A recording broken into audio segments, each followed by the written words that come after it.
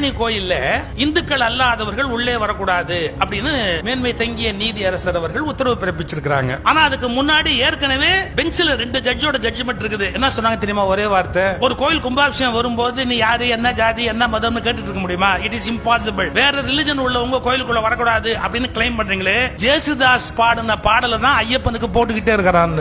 மூணாவது ஒரு வார்த்தை சொன்னாங்க, ஒரு டேட்டையே பார்க்கணும்னு உள்ள வந்தாச்சுனாலே அந்த ஃபெய்த்ல அவன் நம்பிக்கை வச்சுட்டான்னு அர்த்தம். இது ஆராய்ச்சி பண்ணிக்கிட்டு இருக்காதீங்க, நல்லா இருக்காதுன்னாங்க. சோ ஏற்கனவே 2 பேர் கொடுத்த ஜட்ஜ்மெண்ட் இருக்கும்போது ஐ ஷுட் நாட் இன்டர்ஃபியர்னு கொடுத்திருக்கணும். ஆனா அவங்க என்ன ஜட்ஜ்மெண்ட் கொடுத்துட்டாங்க? கொடிமரத்தை தாண்டி இந்துக்கள் அல்லாதவர்கள் போக கூடாது. இப்பதான் நான் இன்ட்ரெஸ்டிங்கான விஷயம் சொல்ல போறேன். பழனி மலை கோயில்ல கொடிமரமே கிடையாது.